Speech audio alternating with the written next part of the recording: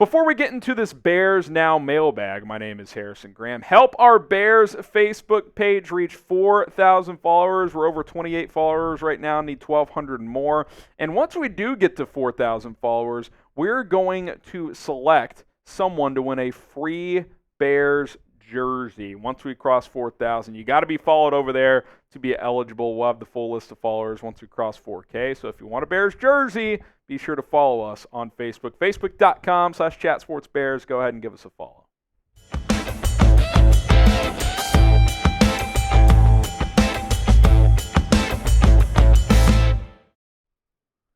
Got a couple super chats coming up in a minute, but first we'll start with Peanut Tillman. Is there a cut candidate that would shock us but hasn't been discussed yet? I've got one name, and I think shock would be the proper term/reaction, but I don't think he's completely out of the woods. How about Tyler Scott? This would surprise me if he got cut. 4th-round pick last year who kind of slid in the draft. Like Dane Brugler had a 2nd-round grade on him. He was a touchdown machine at Cincinnati, but a little raw, was still learning the position. High school recruit as a running back, shifted to wide receiver in college. But hasn't it been a little quiet around him this offseason? The Bears obviously drafted Odunze. They didn't, obviously that's more about Rome than Tyler, but I think indirectly, it definitely impacts Scott because at best he can be your 4th wide receiver right now. And then I just wonder sometimes, new offensive staff, new offensive coordinator, new receivers coach, yes, this GM drafted him. Yes, it's the same head coach, but I don't think Tyler Scott is just he is 100% on this team no matter what. If he goes out and stinks up the joint in training camp in the preseason, he could be on the bubble. I don't think he is right now, but I think he's at least going to have to show a little something to be safe. Again, I like Tyler Scott. I still think there's some big upside there, but it's been a little quiet around him. I do wonder if he could be less safe than we think. Now, name a surprise cut candidate down in the comment section below. Who would that be? Give us your thoughts on that one when it comes to the Chicago Bears. Got a super chat from Isaiah. Appreciate the $2. He says, what are the odds of getting Tannehill? I don't know, 7%. If his price tag plummets and he doesn't have a market, you get him for $3-4 million. I wouldn't completely rule it out. But I also just feel like if you were going to get that quality vet who's experienced, wouldn't you have done that by now at the quarterback position to surround Caleb with that from the go? It just kind of feels like the room they have is the room they have.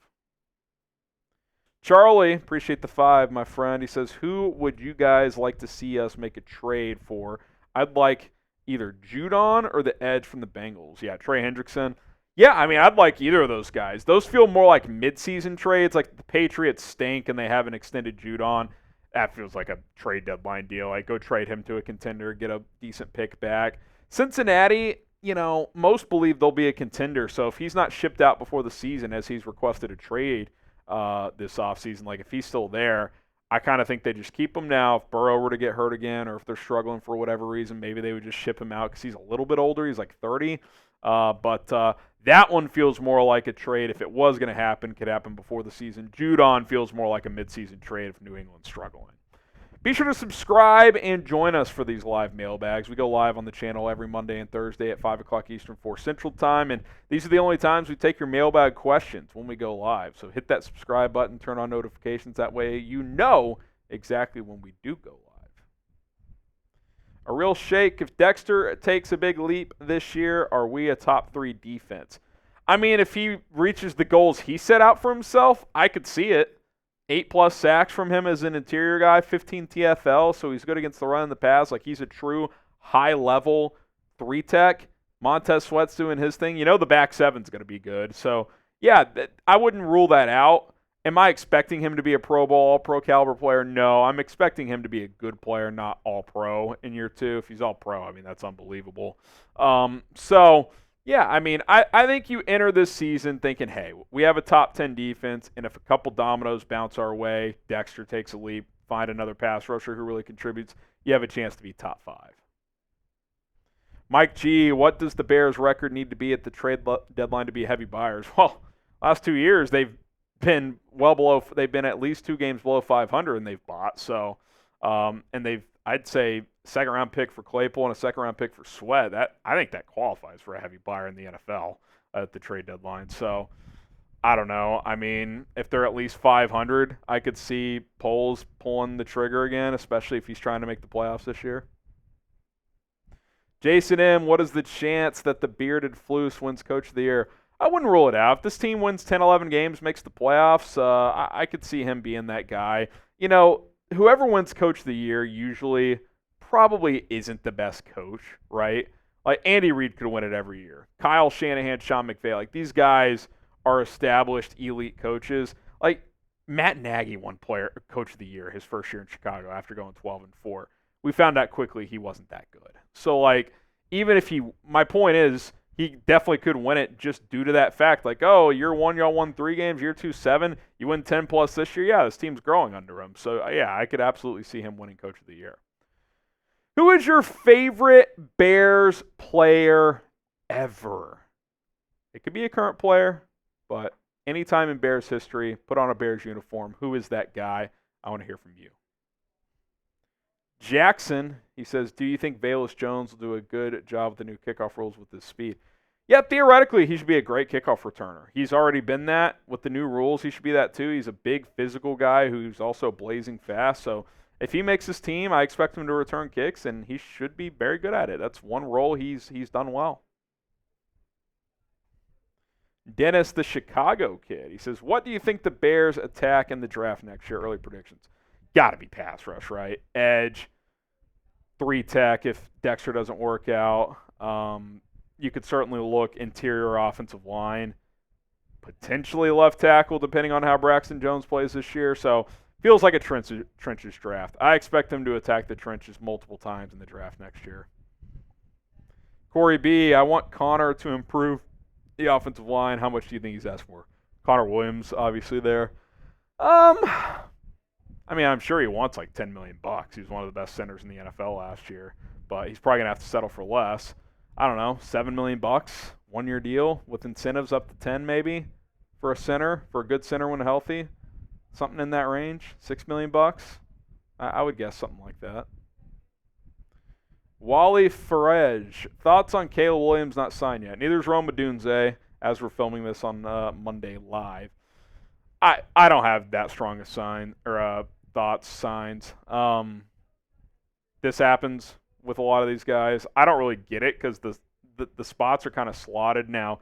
You know, players push for, you know, as much signing bonus up front as possible because anyone with the financial background will tell you take as much up front as you can because you can invest that money and it's worth more quicker than, you know, it's like when you win the lottery, right? The government gives you the opportunity. Hey, say the lottery's $500 million. Well, first of all, you lose over half of that to taxes. You get like $200 million. And then the government would be like, hey, you want $120 million right now, or do you want $220 million spread out over the next 30 years? Well, you take the 120 because if you know, even if you don't know completely what you're doing, if you hire a financial advisor who you trust, he'll put 60 of that million into bonds and stocks, and anyone who knows what they're doing, you're going to get over $220 million by the 30 years anyway. So, yeah, you always take more money up front. So, you know, we'll see. We'll see how his reps handle that. That's what he said. He's not doing it. It's up to his representatives to handle that. So we'll see. Philip Palmisano, who is the best and most important current coach on the Bears right now? I think at this exact moment it's Shane Waldron, because you got to get this quarterback started off the right way. You got to get this guy developed. This is an area that the Bears have struggled with throughout the history of their franchise, not developing quarterbacks. Like, a lot of that has had to do with they've just chosen the wrong quarterbacks, but I don't think anyone thinks they've chosen the wrong quarterback here. Even if people are like, yeah, I like Jaden Daniels slightly better. I know there's a few of those, like Lewis Riddick's one of those. I don't think Lewis Riddick is sitting there saying, like, they massively screwed up by taking Caleb instead. Like, this is a guy with crazy talent. You've got to make sure you're putting him in a chance to succeed, and I think that starts with Shane Waldron. and you get to the Kerry Josephs of the world. Obviously, Flus plays a hand in all this. He's the head coach. But the Waldron-Williams relationship is vital. Even if it's just a one-year deal. If Kale Williams balls out this year and Shane leaves, I'm not going to freak out that Kale's not going to be good. Like, he'll be fine. You'll promote someone. You'll hire someone with a similar background, whatever. You got to get this started off properly here in 2024. All right, thanks to everybody who asked their questions. Again, follow us on Facebook, facebook.com/chatsportsbears to have a chance to win a free jersey. Free, pretty good deal. Facebook.com/chatsportsbears.